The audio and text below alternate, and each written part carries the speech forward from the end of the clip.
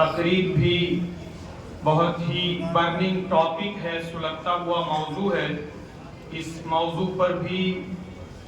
ہم لوگوں کو بہت ہی اویئر ہونا چاہیے کہ آزادی نسواں اور وومن ایمینسیپیشن کے نام پر جو ڈھونگ رچا جا رہا ہے اور جو آبروریزی کی طرف، فحاشی کی طرف، عریانیت کی طرف، ننگے پن کی طرف، عصمت دری کی طرف پوری کمیونٹی کو اور پورے ملک کے باشندوں کو جھونکا جا رہا ہے، اس پر یہ تقریر تھی کہ آزادی نسواں کے نام سے لوگوں کو مس گائیڈ کیا گیا اور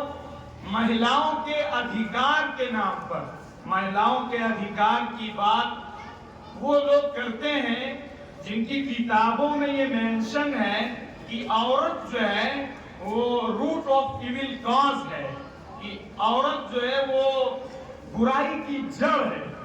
جن کی کتابوں میں یہ لکھا ہوا ہے کہ عورت برائی کی جڑ ہے، جن کے یہاں عورتوں کو کوئی میراث میں حق نہیں دیا جاتا ہے،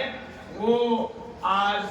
وومن ایمینسیپیشن کی بات کر کے پورے سماج کے اندر ایک گندگی اور ایک عریانیت، ایک فحاشی اور ایک عجیب و غریب قسم کا ایٹماسفیئر کریٹ کر رہے ہیں۔ بہرحال وہ تقریر آپ نے سنی اور اس پر بھی ہر مسلمان کو جاننا چاہیے کہ مکاری کے ذریعے سے، چال بازی کے ذریعے سے، فراق کے ذریعے سے ہماری اپنی کمیونٹی کی جو ایجوکیٹڈ عورتیں ہیں، وومنز ہیں، ان لوگوں کے دل و دماغ میں اسلام کے تعلق سے مس کنسیپشنز اور مس انڈرسٹینڈنگز اور غلط فہمیاں، غلط خیالات ان کے اندر پیدا کیے جاتے ہیں۔ اسی لیے ہماری بہت ساری بہنیں ایسا قدم اٹھا رہی ہیں جو بہت ہی پینفل ہے اور بہت ہی جو ہے افسوسناک ہے۔ کیسے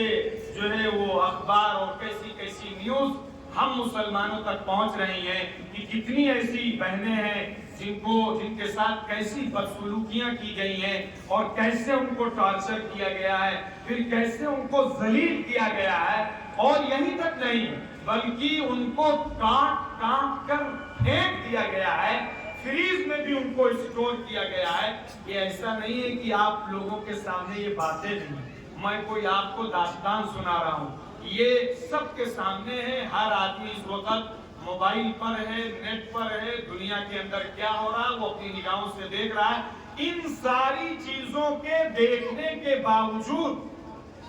ہمارا اس پہلو پر قدم کیا ہے؟ صرف آپ کو